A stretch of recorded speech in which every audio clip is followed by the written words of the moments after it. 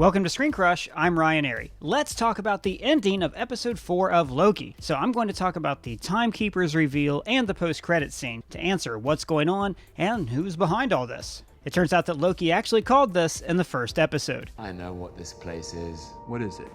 It's an illusion. The TVA, the Timekeepers, the Sacred Timeline, all of it was Bunch of bullshit? Now, we shouldn't have been too surprised. In the comic book What If, there's a run of stories about the Timekeepers manipulating variants from different realities to ensure their own survival. These variants all turn out to be Nexus beings, but I'm going to explain that later. In the Avengers West Coast comics, we learned the Timekeepers have also been using the villain Immortus for the same exact reason, to ensure their own existence. In the comics, the Timekeepers were created at the end of existence by the last surviving agent of the TVA. He creates them, then sends them back in time to the Big Bang so they can go on to create the TVA. This loop is the perfect metaphor for a needless bureaucracy that exists to make sure that it exists. We're seeing something similar in Loki. Maybe not the Big Bang and Space Lizard stuff, but the Timekeepers, Villain X, who is controlling the Timekeepers, is trying to maintain their own power. The entire series Loki is about free will versus determinism, as symbolized by the fascist structures of the TVA versus the free will and anarchy represented by the variant Lokis. The TVA are the ultimate fascist authority. They use propaganda tools like Miss Minutes. Welcome to the Time Variance Authority. I'm Miss Minutes. There is also creepy 1984-like posters all over their offices, and most importantly, they began their grip on power with a big lie. Fascist structures or even monarchies always begin with a big lie. Oh, the pharaoh's part god. Kings are chosen by divine providence. Putin rides horses very well. Rawr, man. Villain X is able to maintain their power over the TVA by perpetuating their own big lie. Stepping off your path created a Nexus event, which left unchecked could branch off into madness, leading to another multiversal war. So, if the Timekeepers are a lie, let's assume everything is. There was no multiversal war, meaning there is no sacred timeline. There are probably just many different realities completely unaware of each other, constantly creating new branches like the World Tree Ysigdrall. Maybe by pruning the branches off the timeline, the TVA are just making sure that their branching reality never intersects with another timeline that's already out there and create like a wormhole or whatever. This also answers the number one question that you've asked me on Twitter. If there's one sacred timeline, then how could there be so many variants of Loki? How could Sylvie have grown up a girl if Loki was born a boy? Well, the answer is, there was never a sacred timeline. The existence of variants proves what Mobius said.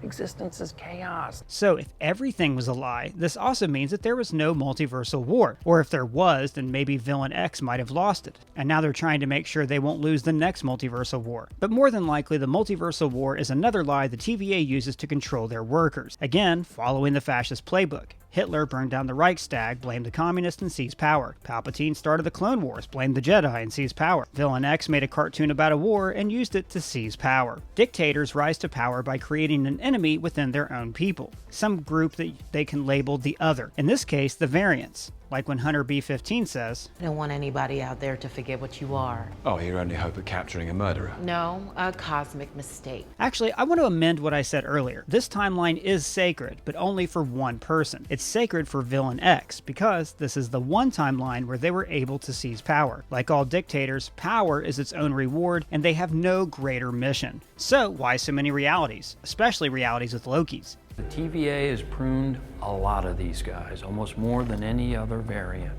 Because these variants, especially these Lokis, are the greatest threat to Villain X's grip on power. Alright, so who is Villain X? Well, let's look at this post-credit scene for clues. It turns out that Loki was not erased, he was transported to an alternate timeline. In our Easter egg video, I theorized that this timeline was one where Ultron won. He sent out a global shockwave that pressed all of the buildings against each other like we see in the trailer. But then I thought about it and I realized that if this were Earth post-Ultron, then these Lokis could have called Heimdall for help. So this means this is an alternate reality where Earth is destroyed and Heimdall is dead. Now maybe it's set after Ragnarok, or maybe in this reality, Loki won. He destroyed the Avengers, conquered Asgard, then decimated Midgard and the other 9 realms. This could just be a Loki triumphant timeline. Now this opens up our next question. Why are all of these Lokis here? These are Lokis from other realities. First off, there's classic Loki played by Richard E. Grant. As I served you in the old wars, I serve you now. This is the old school villain Loki from the comics, the guy who is responsible for the Avengers banding together. Now he's an outright villain, a guy who hates Thor and wants to rule Asgard. Then there's Alligator Loki, Monitor Lizard Loki. Look, my herpetologist friends, hit me up in the comments or on Twitter, let me know what this is. One of our followers suggested that this Loki turned himself into an alligator instead of a snake to scare Thor. Time we were children, he transformed himself into a snake, and he knows that I love snakes. So I went to pick up the snake to admire it, and he transformed back into himself, and he was like, yeah, it's me! And he stabbed me. But there's also the mighty Throg. This is a frog version of Thor. Long story about how that happened. But maybe there's an alternate reality where the Asgardians are all animals, sort of like the dimension that Spider-Ham comes through. I just washed my hands. That's why they're wet. No other reason.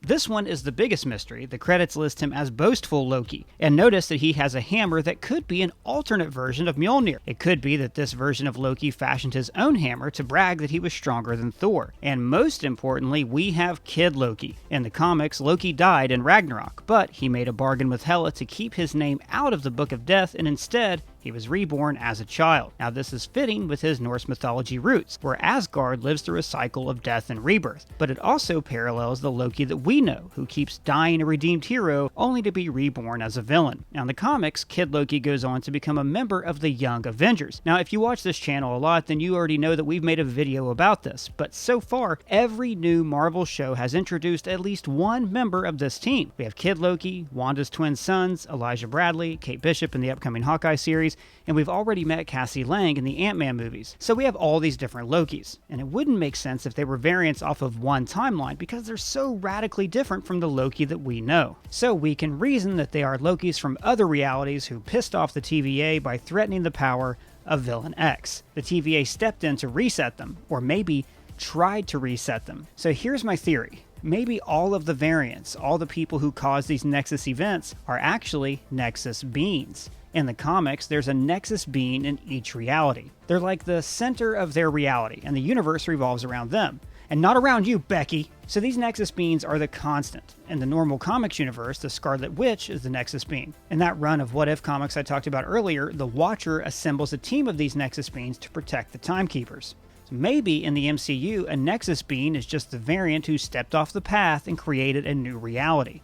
You know, like Loki. And the reason so many Lokis are Nexus beings is because they're always going against the plans of Villain X. Because, you know, Loki's gotta be Loki. Even in Norse mythology, Loki is always the chaotic element, who always leads the world to change. He cuts off Sif's hair, which leads to the creation of Mjolnir. In the comics in the MCU, his schemes created the Avengers. To quote Banner, Lokis are a chemical mixture that makes chaos. So they are the ultimate threat to anyone wishing to create ultimate order in the universe. So whoever Villain X is, they are the most afraid of Lokis because people in power are terrified of change. Okay, so back to why they're here. Assuming these variants are Nexus beings, then it could be impossible to erase them from existence. Instead, they're transported here, to a reality where Midgard and Asgard have been destroyed. At least, I'm hoping that's the case, because I don't want Mobius to be dead. I really want to see my boy ride a jet ski. There is a beautiful union of form and function, which we call the jet ski, and a reasonable man cannot differ. So there have been a lot of theories about who's behind the Timekeepers and the TVA. Kang is the most popular theory. We even ran a video about that. After all, Ravonna Renslayer is Kang's paramour in the comics. The snow globe on her shelf could be a clue that leads us to Kang's city of Chronopolis, the Time City in a Bubble, which was in the Quantum Realm in Ant-Man and the Wasp. We also theorized that it could be Immortus pulling the strings. In the comics, he's an older version of Kang who works for the Timekeepers. So, Kang and Immortus are obvious choices. I even think the Loki showrunners trolled fans by making us think one of the Timekeepers kind of looked like Kang. So, I don't actually think it's Kang. Too obvious. So who do we know that could create such a huge, elaborate lie? History's greatest liar. Loki. Surprise! I think the actual villain of the show, Loki, is Loki. A different Loki from a different timeline. The reason the TVA prunes all of these other Lokis is because Mastermind Loki understands that they are clever enough to figure out his deception. I mean, you really believe in all this stuff? 3 magic lizards Timekeepers created the TVA. So that post-apocalyptic New York, where I reasoned that Loki beat the Avengers and conquered Asgard, that's where Mastermind Loki is from. In fact, I have a theory about how he conquered this version of Midgard. We glimpsed at this reality in the Loki trailer, when Loki is wearing a Vote Loki badge from that comic series. In the background, you can see a video game called Polybius. This game is an urban myth about an arcade game created by the Pentagon that created psychoactive responses in everyone who played it. So maybe Mastermind Loki created that video game in this reality. Then, because he's all into mischiefs and games, he released it to the public and drove everyone insane. So what we see here is the result of that nuclear apocalypse. As for what's going to happen next, these Lokis will probably team up like they did in the comic Mighty Thor. It could even be that they've never found a way off the planet because they've never worked together before. And maybe this new Loki, our Loki, who's going through all this real growth and change, can help bring them together. But I'm hoping that Mobius is also here and he can help rally them and change their hearts, the way he changed our Loki. Though, to be honest, I really hope no one's behind this and the TVA is just a bureaucracy that exists for the sake of bureaucracy. It would be way cooler if we never found out where it came from, there was no way to stop it, and at the end, it just keeps going, like when the government locked away the Ark of the Covenant. But that's just my thoughts. Let me know yours down in the comments below or at me on Twitter. And if it's your first time here, please subscribe. For ScreenCrush, I'm Ron.